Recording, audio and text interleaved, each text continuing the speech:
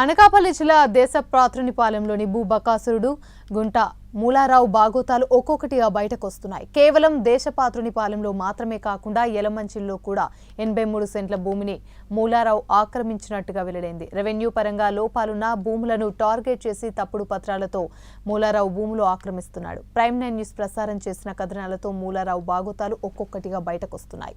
చుట్టుపక్కల మండలాల్లో కూడా పెద్ద మొత్తంలో భూములు కబ్జా చేసి ఉంటాడని బాధితులు చెప్తున్నారు. దేశపాతృనిపాలెంలోని 62 ఎకరాల భూమి కబ్జా చేయడంతో మూలారావు విషయం వెలుగులోకి వచ్చింది.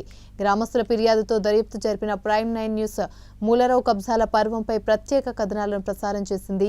దీంతో మూలారావు కబ్జాల గురించి తెలిసిన వాళ్ళు ఒక్కొక్కరిగా బయటకొస్తున్నారు. రెవెన్యూ పరంగా లోపాలున్న భూములే టార్గెట్ గా మూలారావు కబ్జాలు చేస్తున్నారని చెప్తున్నారు.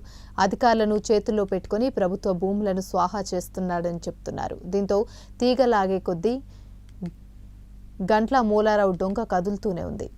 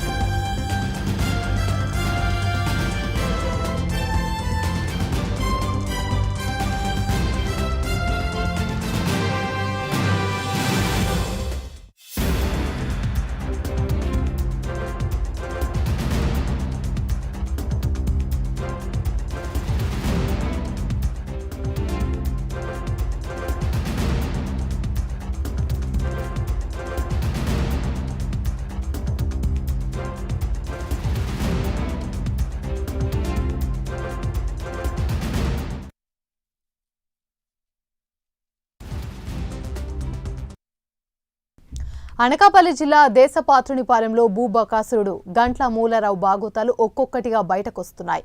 కేవలం దేశపాతృనిపాలెంలో మాత్రమే కాకుండా యలమంచిల్లో కూడా 83 సెంట్ల భూమిని మూలారావు ఆక్రమించినట్టుగా వెల్లడైంది. రెవెన్యూ పరంగా లోపాలున్న భూములను టార్గెట్ చేసి తప్పుడు పత్రాలతో మూలారావు భూములు ఆక్రమిస్తున్నాడు. ప్రైమ్ 9 న్యూస్ ప్రసారం చేసిన కథనాలతో మూలారావు బాగోతాలు ఒక్కొక్కటిగా బయటకొస్తున్నాయి. చుట్టుపక్కల మండలాల్లో ఉన్న పెద్ద మొత్తంలో భూములు కబ్జా చేస్తుంటాడని బాధితులు చెప్తున్నారు. దేశపాతృనిపాలెంలో 62 ఎకరాల భూమి కబ్జా చేయడంతో మూలారావు విషయం వెలుగులోకి వచ్చింది. గ్రామస్తుల ఫిర్యాదుతో దర్యాప్తు జరిపిన ప్రైమ్ 9 న్యూస్ మూలారావు కబ్జాల పర్వంపై ప్రత్యేక కథనాలు ప్రసారం చేసింది. దీంతో మూలారావు కబ్జాల గురించి తెలిసిన వాళ్ళు ఒక్కొక్కరిగా బయటకొస్తున్నారు. రెవెన్యూ పరంగా లోపాలున్న భూములే టార్గెట్ గా మూలారావు కబ్జాలు చేస్తున్నాడని చెప్తున్నారు. అధికారులను చేతుల్లో పెట్టుకుని ప్రభుత్వ భూములను స్వాహా చేస్తున్నాడని చెప్తున్నారు. దీంతో తీగలాగే కొద్దీ గంట్ల మూలారావు డొంక కదులుతూనే ఉంది.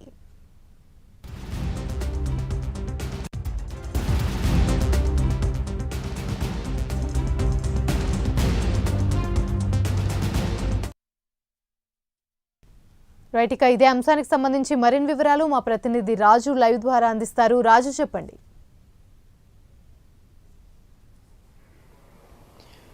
యామిని, గంట్ల మూలారావు ఏదైతే భూ ఆక్రమణకు పాల్పడుతున్నాడో ఒక్కొక్కటి కూడా చూస్తుంటే ఇవంతా కూడా చేసింది కేవలం గంట్ల మూలారావేనా, లేకపోతే ఈయన వెనకాల ఏమైనా కదా పెద్ద తలకాయలు కూడా ఉన్నాయని అనుమానాలు కూడా వ్యక్తమవుతున్న పరిస్థితి కనిపిస్తుంది. నిన్నటి వరకు దేశపాతృనిపాలెంకు సంబంధించినంత వరకు మొత్తం 62 ఎకరాల 10 సెంట్ల భూమిని గంట్ల మూలారావు ఆక్రమించుకున్న దాంట్లో ఫెన్సింగ్ వేసుకున్నాడు. కొంత స్థలాన్ని అయితే ఆయన అయితే సాగు చేసుకుంటూ దానిలో వచ్చిన ఫలసాయం అంతా కూడా తీసుకుంటున్న పరిస్థితి కనిపిస్తుంది. అది కాక అంటే దీనిపై ప్రైమ్ 9 న్యూస్ గ్రౌండ్ లెవెల్లోకి వెళ్ళి అసలు ఇక్కడ ఏం జరిగింది అనే దాని మీద కూడా పూర్తి స్థాయిలో మన కథనాలను అయితే అందించడం జరుగుతుంది. దీంట్లో ఏదైతే 62 ఎకరాల 10 సెంట్లకు సంబంధించినంత వరకు కూడా మొత్తం ఇదంతా ప్రభుత్వ భూమి అన్న దాంట్లో నిర్ధారణ జరిగింది. కానీ అధికారులు మాత్రం దానికి సంబంధించి ఎక్కడ కూడా చర్యలు తీసుకున్న దాఖలాలు కనిపించడం లేదు. అయితే ఏదైతే నిన్న సాయంత్రం మనం ఈ 62 ఎకరాల 10 సెంట్లకు సంబంధించినంత వరకు కథనాలను ఏదైతే గంట్ల మూలారావు భూ కబ్జాకు సంబంధించి ప్రచారం చేశామో దాని తర్వాత ఈరోజు మనకి వెలుగులోకి మరో విషయం కూడా వచ్చిందని చెప్పుకోవచ్చు. ఎందుకంటే ఇది యలమంచిలి మండలం ఎర్రవరమైన గ్రామం, అంటే పక్క మండలం ఏదైతే నిన్న పరవాడ మండలం కాకుండా దాని పక్కన ఇంకో మండలం కూడా, ఆ మండలానికి సంబంధించి కూడా అటవీ భూములని దాదాపుగా 4 ఎకరాల 93 సెంట్లను 4 ఎకరాల 93 సెంట్లను కూడా అది కూడా అటవీ భూములను కూడా ఆయన ఆక్రమణ చేసుకున్న పరిస్థితి కనిపిస్తుంది. ఎందుకంటే ఈ భూ కబ్జాలకు పాల్పడుతున్న తీరు కూడా మనం ఒకసారి స్పష్టంగా గమనించినట్లయితే ఇవి కేవలం ప్రభుత్వ ఆస్తులు అయినా ఉండాలి, లేకపోతే అటవీ భూములు అయి ఉండాలి, లేకపోతే ఏవైతే ప్రజలు ఉపయోగించకుండా నిర్విరాయంగా ఏవైతే ప్రభుత్వం పట్టించుకోకుండా ల్యాండ్స్ ఎక్కడెక్కడ ఉన్నాయో వాటన్నిటిని కూడా పూర్తి స్థాయిలో ఆయన గమనించి దాన్ని అధికారులతో చేతులు కలిపి ఈ విధంగా అయితే చేయడం జరుగుతుంది. పర్టికులర్గా మనం యలమంచిలోని ఎర్రవరం గ్రామంకు సంబంధించినంత వరకు చూసుకుంటే 4 ఎకరాల 93 సెంట్లు రెవెన్యూ రికార్డుల ప్రకారం ఇది ప్రభుత్వం భూమిగానే చూపిస్తుంది. కానీ ఏదైతే 25/3/2008 తేదీన ఇది గులివిందల నూకరాజు తండ్రి తాతబ్బాయి నుండి గంట్ల మూలారావు తండ్రి రామారావు పేరు మీద విక్రయించినట్లుగా కూడా డాక్యుమెంట్ నెంబర్ 1584/2008లో వీళ్ళంతా కూడా కొనుగోలు చేసినట్లుగా కూడా ఎస్ఆర్ఓ యలమంచిలి ఎస్ఆర్ఓ రిజిస్ట్రేషన్ జరిపినట్లుగా కూడా ఒక డాక్యుమెంట్ సృష్టించడం జరిగింది. కానీ యలమంచిలి రెవెన్యూ అధికారులు చెప్తున్న దాని ప్రకారం ఎఫ్ఎంబిలో ఇది ఎక్కడ కూడా కనిపించడం లేదు. అది కాకుండా ఏదైతే డిఆర్ ఫైల్స్కి సంబంధించిన కూడా చూసుకునేటప్పటికి ఇది పూర్తి స్థాయిలో కూడా డీఫామ్ పట్టాగా అదేవిధంగా గవర్నమెంట్ ల్యాండ్లో ఉంది. ఒక విధంగా గంట్ల మూలారావు డీఫామ్ పట్టాగా కొనుగోలు చేశాను అని చెప్పుకుంటున్న ఈ రికార్డులు సృష్టించినప్పటికీ డీఫామ్ పట్టాలు కొనుగోలు చేయడానికి కానీ లేకపోతే అమ్మటానికి కానీ, అంటే కొనుగోలు చేయడానికి కొనుగోలుదారులకు కానీ అమ్ముకోవడానికి ఆస్తి ఎవరైతే అనుభవిస్తున్నారో వాళ్ళకి కానీ ఏమాత్రం కూడా అధికారం ఉండదు. కానీ గంట్ల మూలారావు ఏం చెప్తున్నారంటే ఇది కొనుగోలు చేశానని చెప్తున్నారు. అదే ఒకవైపు ప్రభుత్వ భూమిని డీఫామ్ ల్యాండ్గా మార్చేసి అది కేవలం కొనుగోలు చేశానంటూ కూడా చెప్పుకోవడం జరుగుతుంది. దీనిపై అక్కడ ఉన్న వాళ్ళు కూడా స్పందన కార్యక్రమానికి సంబంధించి కూడా ఇదంతా పెట్టడం జరిగింది. అక్కడ గ్రామస్తులు కూడా దీనిపై పోరాటం చేస్తున్న పరిస్థితి కనిపిస్తుంది. ఎందుకంటే వాళ్ళందరూ కూడా ప్రభుత్వ ల్యాండ్ 4 ఎకరాల 90 సెంట్లు 93 సెంట్ల వరకు కూడా చూసుకునేటప్పటికీ ఆక్రమణ జరిగిందంటూ కూడా పలుసార్లు అధికారులకు మొరపెట్టుకున్నా సరే వాళ్ళు ఏమాత్రం కూడా పట్టించుకోకుండా నిమ్మకు నీరెత్తినట్లు వ్యవహరిస్తున్న తీరు చూస్తుంటే ఇది కేవలం అధికారులు అదేవిధంగా గంట్ల మూలారావు కలిసి ఈ యొక్క భూదందాగా పాల్పడ్డారనే విషయాన్ని అయితే మనకు చెప్పుకోక తప్పటం లేదు. ఎందుకంటే ఒక్కడేమో 62 ఎకరాల 10 సెంట్ల భూమిని ఆయన ఒక్కడే ఏకంగా కబ్జా చేసి దాంట్లో పోల్స్ వేసుకుంటూ కొంత స్థలంలో సాగు చేసుకుంటుంటే దానిపై కూడా స్పందన కార్యక్రమంలో పెట్టినప్పుడు కూడా ఏకంగా ఎవరైతే గతంలో అక్కడ పనిచేసిన రెవెన్యూ అధికారి ఉన్నారో బివి రమణ కుమార్ ఆవిడ లిఖితపూర్వకంగా డాక్యుమెంట్ రూపంలో ఆవిడ రాసిచ్చింది. ఈ 62 ఎకరాల 10 సెంట్లకు సంబంధించి కూడా పూర్తిగా ఇది ప్రభుత్వ భూమి, ఈ ప్రభుత్వ భూమిని ఆక్రమించుకున్నారు ఇది అని ఆయన ఒక డాక్యుమెంట్ అయితే ఆవిడ రాసిచ్చింది. ఆ డాక్యుమెంట్ను కూడా ప్రభుత్వ అధికారులు కానీ రెవెన్యూ అధికారులు కానీ పట్టించుకోకుండా కేవలం ఆవిడ రెవెన్యూ అధికారి అని కూడా కనీసం ఆవిడ పరిగణలోకి తీసుకోకుండా ఆ డాక్యుమెంట్ పక్కన పడేసిన పరిస్థితి. అదేవిధంగా ఇక్కడ ఏదైతే ఈ 4 ఎకరం అంటే 365లో 2 ఈ సర్వే నెంబరు ఈ 365/2కి సంబంధించినంత వరకు 4 ఎకరాల 93 సెంట్లకు సంబంధించి కూడా అదే విధంగా స్పందనలో పెట్టడం జరిగింది. అసలు డీఫామ్ పట్టా అనుకుందాం, డిఐ పట్టాలో తీసుకునేటప్పటికీ ఇలాగే తీసుకున్నారు.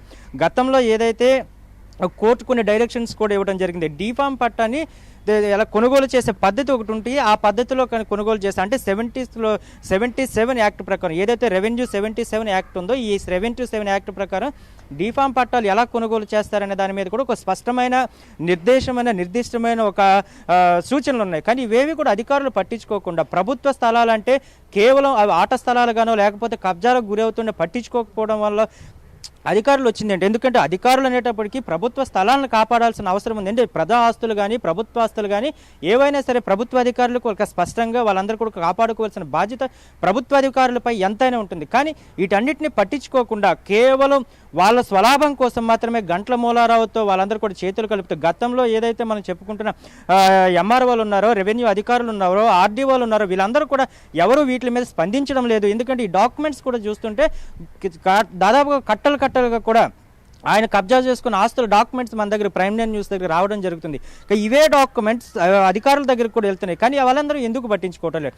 స్పందనలోకి పెట్టినప్పటికీ దాన్ని రిసిప్ట్ ఇవ్వడానికైతే రోజుల కాలం గడిచిపోతూనే ఉంది కానీ రిసిప్ట్ ఇవ్వటం లేదు. అది కాకుండా ఎవరైతే ఆర్టీ యాక్ట్ పెట్టిన తర్వాత ఈ భూములకు సంబంధించినంత వరకు ఈ రికార్డుల యొక్క ఎఫ్ఎంబీలు ఎక్కడున్నాయి, అదేవిధంగా డిఆర్ ఫైల్స్ ఎక్కడున్నాయంటే అవన్నీ కనిపించడం లేదు, మా దగ్గర అందుబాటులో లేవు. అంటే ఆర్టీ యాక్ట్ పెట్టిన ప్రతి ఒక్కరికి కూడా ఇదే రిప్లై అధికారులు ఇస్తున్నారు. అసలు అధికారుల దగ్గర డాక్యుమెంట్స్ కానీ లేకపోతే డిఆర్ ఫైల్స్ కానీ ఎందుకు మిస్ అవుతున్నాయి?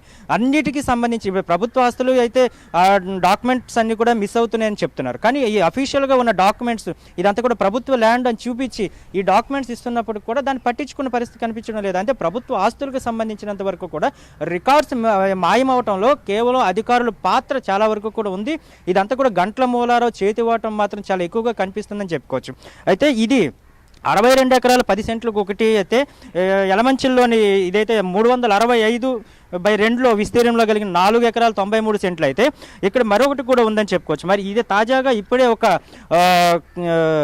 ఎవరైతే ఆ పరవాడ మండలంలో ఉన్న అచ్యుతాపురానికి సంబంధించిన ఒక ఆయన కూడా సార్ ఇక్కడ కూడా ప్రైమ్ న్యూస్ బాగా చూపిస్తుంది, ఇక్కడ కూడా ఇంకొక 11 ఎకరాల వరకు కూడా ల్యాండ్ కబ్జా అయిందంటూ కూడా ఆయన చెప్పడం జరుగుతుంది. అచ్యుతాపురం దగ్గర కానీ ఇరవాడ అనే గైరం, అంటే వాళ్ళంతా కూడా ఐరవాడ అని పిలుస్తుంటారు, ఇది ఇరవాడ అనే గ్రామం.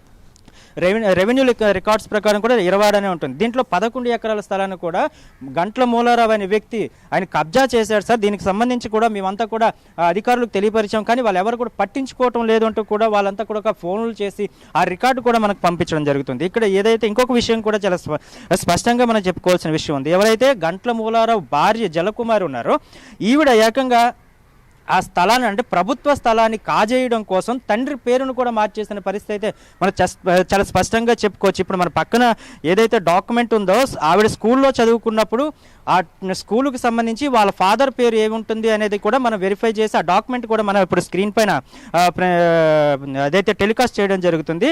జలకుమారి తండ్రి పేరు తిర్రి రమణ. ఈవిడ స్కూల్లో జాయిన్ అయినప్పుడు 6వ క్లాస్ వరకు కూడా అక్కడే చదువుకున్నారు. 6వ క్లాస్లో ఆవిడ చదువుకునేటప్పుడు ప్రిన్సిపల్ గారు మనకి స్టాంప్ వేసి వాళ్ళ యొక్క ఫాదర్ పేరు ఇది, ఆ తండ్రి ఇది అని చెప్పి తిర్రి రమణ ఆయన తండ్రి అని కూడా చెప్పడం జరిగింది. కానీ ఇక్కడ చూసుకునేటప్పటికీ ఏదైతే ఈవిడ ప్రభుత్వ ల్యాండ్ని, అంటే ఎవరో ఒకరు పేరు తీసుకొచ్చి కేవలం వాళ్ళ తండ్రిగా పరిచయం చేస్తూ ఆ తండ్రి దగ్గర నుంచి తమకు ఆస్తి వచ్చింది అంటూ చెప్పుకోవడానికి తండ్రి పేరుని దమరావతి నాగరాజుగా కూడా పేరు మార్చి రిజిస్ట్రేషన్ చేయడం జరిగింది. ఇదంతా కూడా చూస్తుంటే అంటే ఇక్కడ తండ్రి పేరుని ఏకంగా మార్చేసి, అంటే దమరావతి నాగరాజు అనే వ్యక్తి కేవలం అంటే గతంలో ఎప్పుడో ఆర్మీలో పనిచేసి ఆయనైతే మృతి చెంది కూడా కొన్ని సంవత్సరాలు అయిపోయింది. ఆయన పేరు పెట్టుకోవటం వల్ల ఆ ఆస్తిని కాజేయడానికి ఈజీగా ఉంటుందనే ఒక ఆలోచనతో ఏదైతే గంట్ల మూలారావు భార్య జలకుమారి తండ్రి తిరి రమణను కాస్త దమరావతి నాగరాజుగా మార్చేసిన పరిస్థితి కనిపిస్తుంది. అంటే ఇటువంటి ఇది లేకుండా ఆస్తిని అనుభవించాలి, లేకపోతే ఆస్తులు కూడబెట్టుకోవాలి, ఇంకా ఆస్తులు సంపాదించుకోవాలనే ఒక దురుద్దేశంతో ఈ విధంగా ప్రభుత్వ స్థలాలన్నింటిని కూడా ఆక్రమించుకోవాలన్న ఒక దురుద్దేశంతో తండ్రిని పేరును మార్చేసిన గంట్ల మూలారావు భార్య ఒక విధంగా అయితే చెప్పుకోవడానికి అయితే మాత్రం చాలా హాస్యాస్పదంగానే ఉందని చెప్పుకోవచ్చు. ఇదంటే కూడా మనం రికార్డ్స్ని తీసుకొని గతంలో ఆవిడ చదువుకున్న స్కూల్ దగ్గరికి వెళ్ళి ఆ స్కూల్లో ఎవరైతే ప్రిన్సిపాల్ ఉన్నారో ఆ విధంగా ఎవరైతే హెచ్ఎం ఉన్నారో వాళ్ళ దగ్గర నుంచి స్టాంప్ వేయించుకుంటూ కూడా మనం తీసుకురావాల్సిన పరిస్థితి వచ్చింది. ఎందుకంటే ఈ విధంగా 62 ఎకరాలు 10 సెంట్లు ఒక దగ్గర, 11 ఎకరాలు ఒక దగ్గర, 4 ఎకరాలు 93 సెంట్లు ఇంకొక దగ్గర ఇలా ఆక్రమణకు గురవుతుంటే ఇవన్నీ కూడా కేవలం ప్రజల ఆస్తులు కాదు, కేవలం ప్రభుత్వ ఆస్తులు మాత్రమే స్వాధీనం చేసుకుని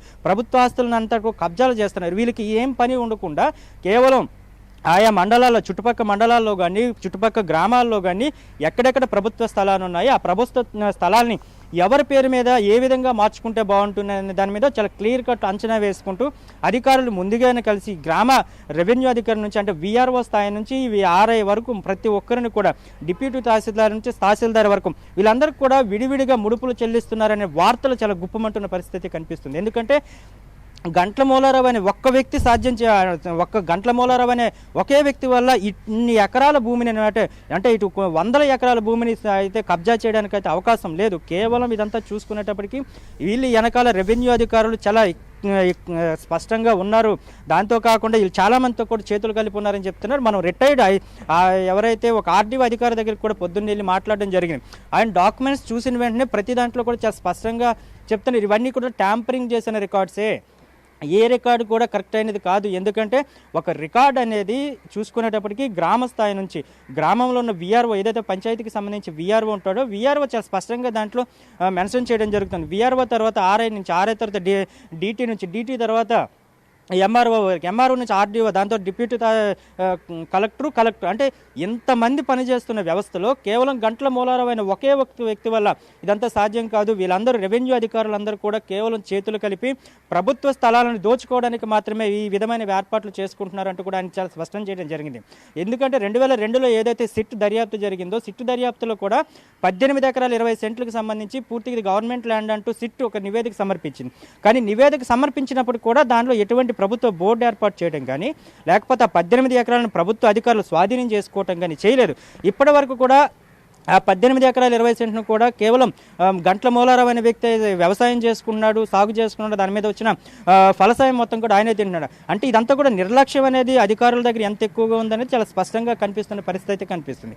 అది కాకుండా ఆయన ఏవైతే పోల్స్ వేసుకున్నాడో ల్యాండ్స్ ఏదైతే లీజులకు ఇచ్చుకున్నాడో, ఎందుకంటే ప్రభుత్వ స్థలాన్ని ఆయన అక్రమంగా కాజేసేయడమే కాకుండా ఆ కాజేసిన స్థలాన్ని తిరిగి తీసుకెళ్ళి ఆయన లీజుకి ఇచ్చుకునే పరిస్థితి. ఇటువంటి దానిలో అధికారులు కళ్ళు మూసుకున్నారు. అధికారులు అసలు ఎందుకు అటువైపు చూడటం లేదనే దాని మీద చాలా ఎక్కువ అనుమానాలు అయితే వ్యక్తమవుతున్న పరిస్థితి కనిపిస్తుంది. దీంతోపాటు మనం స్పష్టంగా చూసుకునేటప్పటికైతే స్థానికులు కూడా చాలా ఎక్కువలో ఫిర్యాదులు చేస్తున్న పరిస్థితి కనిపిస్తుంది. లేదు అధికారులకు తెలియకుండా జరుగుతుంది, లేకపోతే స్థానికులకు తెలియకుండా జరుగుతుంది అని చెప్పుకోవడానికి అయితే బాగానే ఉంది. కానీ అధికారులకి తెలుసు, ఎందుకంటే స్థానికులు ఫిర్యాదు చేస్తున్నారు. ఆర్టీ యాక్ట్ పెడుతున్నారు, ఆర్టీ యాక్ట్లో రికార్డ్స్ అడిగితే లేవని చెప్తున్నారు, ఎందుకంటే ఎఫ్ఎంబీలు అడిగితే లేవని చెప్తున్నారు. ఇవన్నీ కేవలం ఏవైతే రికార్డ్స్ని డిజిటలైజేషన్ చేశారు. ఎందుకంటే ఆన్లైన్ ప్రక్రియ ఎప్పుడైతే ఏర్పడిందో, ఆన్లైన్ ప్రక్రియ ఏర్పడుతున్న సమయంలోనే గంట్ల మూలారావు చాలా తెలివిగా ప్లాన్ చేశాడని చెప్పుకోవచ్చు. ఎందుకంటే రికార్డ్స్ అన్నిటి కూడా మాయించేసి వీటన్నిటిని కూడా కంప్యూటర్లోకి ఎప్పుడైతే ఆన్లైన్ సిస్టమ్ అవుతుందో ఆన్లైన్లోకి వెళ్ళేటప్పటికల్లా ఈయన ఈ రికార్డ్స్ను పక్కదోవ పట్టించి తమ పేరు మీద వచ్చిన దీంట్లో ఇంకొక ఆశ్చర్యకరమైన విషయం కూడా ఏమని ఇక్కడ చెప్పుకోవచ్చు. గంట్ల మూలారావు తాత అనేటప్పటికి చాలా సంవత్సరాల క్రితం ఎవరికీ తెలియనప్పుడు చనిపోయాడు. కానీ ఆ తాత పేరు మీద కూడా ఆయన ఆస్తి ఉంది, ఆ ఆస్తి కొనుగోలు చేశానంటూ కూడా చెప్పుకోవడం జరిగింది. అంటే ఎప్పుడో చనిపోయిన తాత పేరు మీద ఆస్తి ఎట్లా కొనుగోలు చేస్తారని స్థానికులు కూడా మనకి పబ్లిక్గా బైట్స్లో చెప్పడం జరిగింది. వీళ్ళందరూ కూడా రెవెన్యూ అధికారులకు ఇచ్చిన ఫిర్యాదుల్లో కూడా చెప్పడం జరిగింది. అంటే ఈ విధంగా ఏకంగా గంట్ల మూలారావు అనే వ్యక్తి కబ్జాలకు పాల్పడుతుంటే అధికారులు పట్టించుకోకుండా పోతుంటే యథేచ్ఛగా ఆయన మాత్రం ఆ ప్రభుత్వ స్థలాన్ని కబ్జా చేసి దాన్ని ఎంజాయ్ చేస్తూ విలాసవంతంగా బ్రతకడానికి అయితే ఒక అవకాశం ప్రభుత్వ అధికారులే కల్పిస్తున్నారనే దాంట్లో ఒక స్పష్టమైన ఆధారాలు అయితే మన దగ్గర ఉన్నాయి. అయితే ప్రస్తుతానికి చూసుకునేటప్పటికీ దేశపాత్రునిపాలెం అనేది ఒకటే కాదు, దేశపాత్రునిపాలెంతో పాటు యలమంచిల్లోని ఎర్రవరం, అదేవిధంగా చూసుకున్నట్టయితే అచ్యుతాపురంలోని ఐరవాడ, దగ్గర చూసుకుంటే ఎక్కడ చూసినా సరే ప్రభుత్వ స్థలం ఒక సెంటో 2 సెంట్లో కాదు, ఏకంగా చూసుకుంటే ఆయన 10 సంఖ్యలో ఉన్న ఎకరాలను మాత్రమే కాజేస్తున్న పరిస్థితి కనిపిస్తుంది. ఎందుకంటే ఒక ఎకరా కబ్జా చేయడానికైతే అది ఎంత ఖర్చు అవుతుందో 10 ఎకరాల ప్రభుత్వ స్థలాన్ని కబ్జా చేయడానికి కూడా అదే ఖర్చు అవుతుందంటే కూడా ఆయన అంచనా వేసుకుంటున్న పరిస్థితి కూడా మనకు అర్థమవుతుంది. ఈ విధంగా గంట్ల మూలారావు అనే వ్యక్తి యథేచ్ఛగా ప్రభుత్వ స్థలాలను కబ్జా చేస్తున్నాడు అంటూ కూడా చెప్పడం జరుగుతుంది. అయితే ఎవరైతే మనం ఈ దేశపాత్రునిపాలెంకి సంబంధించినంత వరకు 62 ఎకరాల 10 సెంట్లకు సంబంధించి అప్పట్లో బీవీ రాణి అనే ఎవరైతే రెవెన్యూ అధికారులు ఉన్నారో ఆవిడ కూడా చాలా స్పష్టంగా చెప్పడం జరిగింది. అయితే ఈరోజు ఆవిడ మనకు అందుబాటులో లేను, కానీ అదైతే నేను ఇచ్చిన రిపోర్ట్ అయితే వాస్తవం, అది అంతా కూడా రెవెన్యూ స్థలమే. అక్కడ గ్రామస్తుల దగ్గరికి వెళ్ళాను, నేను ఫీల్డ్ వర్క్ చేశాను, ఆర్ఐని తీసుకుని వెళ్ళాం, అదేవిధంగా వీఆర్ఓని తీసుకుని వెళ్ళాం, అక్కడున్న స్థానికులను కూడా కనుక్కున్నాం. అందరినీ కనుక్కున్నప్పుడు కూడా అది ప్రభుత్వ స్థలమే అని చెప్పి నేను నిర్ధారణ చేసుకున్న తర్వాత మాత్రమే దీనికైతే అధికారులకి రిపోర్ట్ని అయితే సమర్పించానని చెప్పారు. కానీ ఇంత సమర్పించినప్పుడు కూడా అధికారులు చల్లడం లేదనేది ఆవిడ కూడా వ్యక్తం చేస్తున్న పరిస్థితి కనిపిస్తుంది. మొత్తానికి చూసుకునేటప్పటికీ ఇన్ని ఎకరాల ప్రభుత్వ స్థలాన్ని కబ్జా చేసి ఎంజాయ్ చేస్తున్న గంట్ల మూలారావుపై చర్యలు తీసుకోవాలంటే కూడా స్థానికులు పెద్ద ఎత్తున చేస్తున్నారు.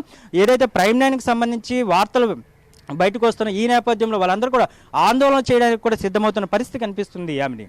Right, thank you Shiva.